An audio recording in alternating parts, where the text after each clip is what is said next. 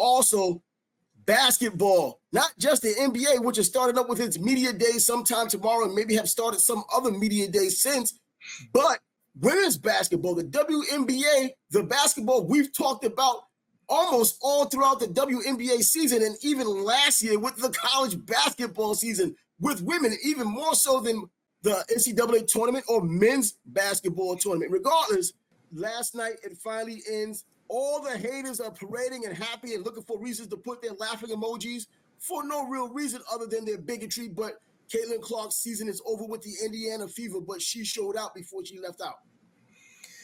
So yesterday I found out the Fever game was going to be in Connecticut.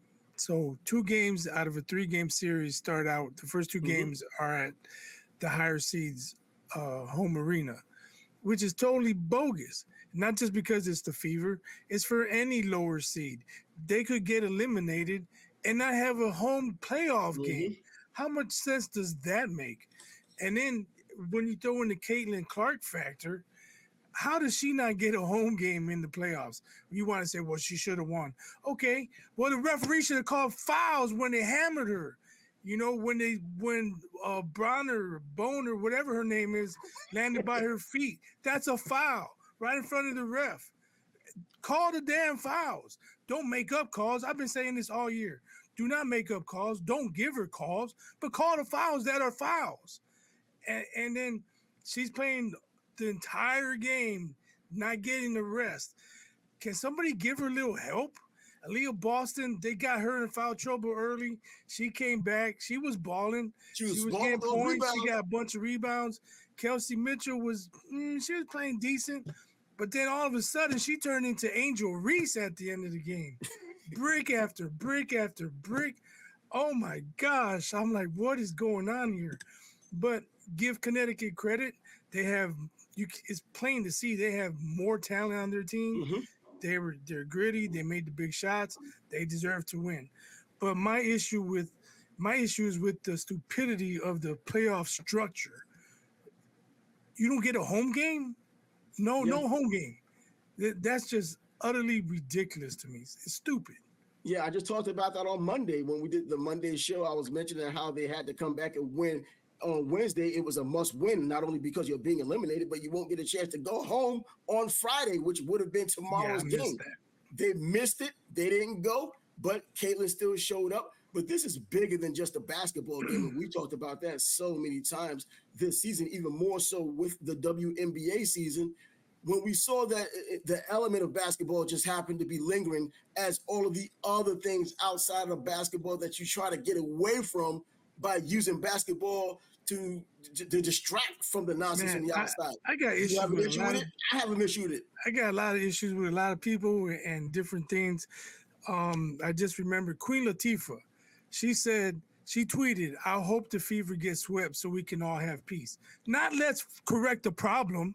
Not let's talk about the real issues. Let's get them out of here so we can have peace. And, you know, she's probably a lesbian, just like 90% of the WNBA. And I think that's where most of the hate comes from. If Caitlin had a girlfriend, she would be loved. She would be embraced, and they would be giving her flowers. Like Stephen A. is always saying, respect her, show some gratitude.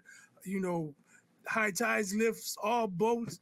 But instead, it's the opposite because she likes men. Yep, and it's a degenerate area in which they're talking about. You know, Diana Taurasi came in with a lot of hoopla. It's different than it is now because we didn't have social media like we have it now. In fact, social media was completely minute back then compared to what we have right now. She marries a girl and no one really cares about, or they know about it, but they don't treat her any differently. She's probably part of the sisterhood, I guess, if you call it that. Caitlin Clark comes in and they look at her as just the complete opposite. She likes men and she's not flamboyant in terms of saying nonsense off the court. She has that fire that most people have playing sports, whether men or women. And it's just a race issue, in my opinion, just as much. I don't think I'm exclusive when it comes down to saying and pointing out it being a race issue. We've talked about it so many times throughout the entire season. We talked about it when she was at Iowa, but I think it really hit ahead and it really shined brightly. And it can't be deniable watching what happened during this season now. whether the people making their comments on social media because they can hide behind a keyboard, or knuckleheads who overtly had done it on ESPN and essentially were embraced for their opinions. So after I saw Queen Latifah's tweet, I was thinking, man, I probably shouldn't even watch no WNBA anymore. Like I was contemplating being done.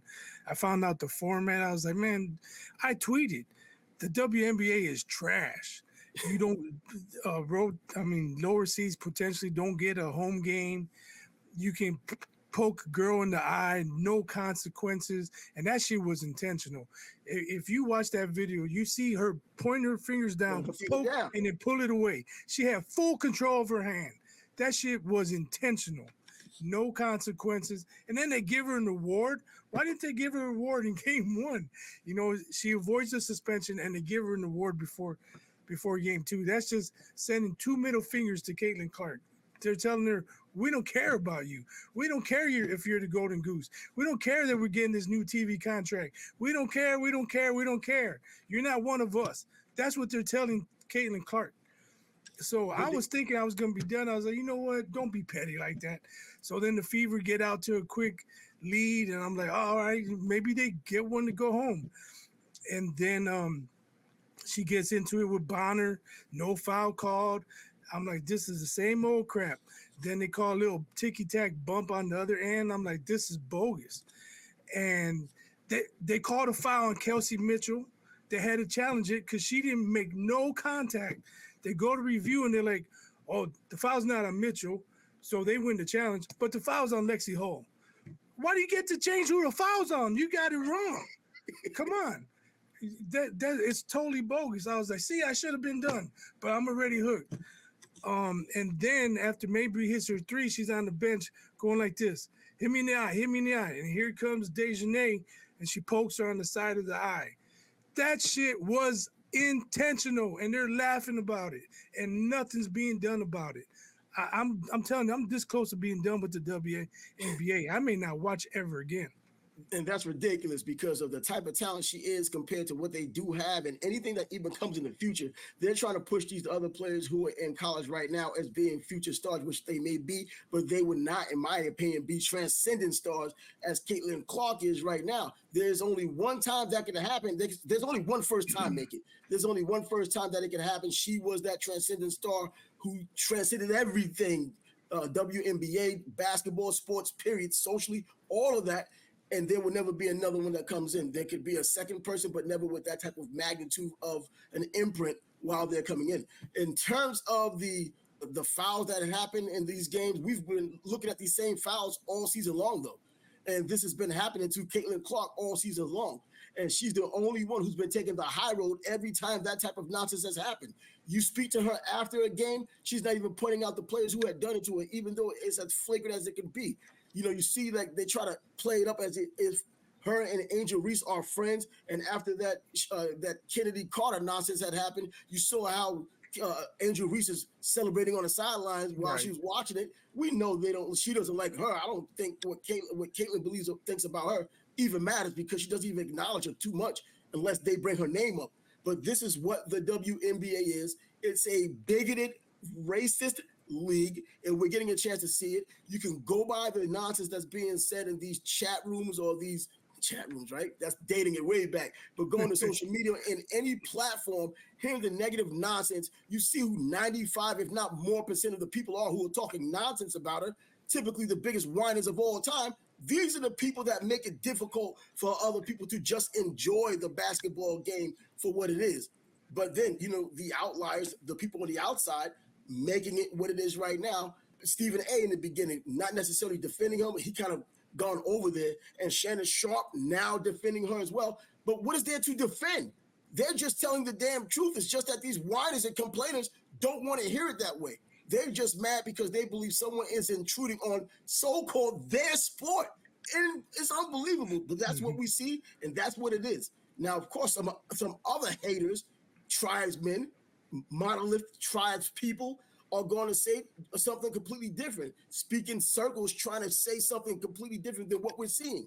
Don't believe your lying eyes. Believe the gibberish we come up with in the barbershop.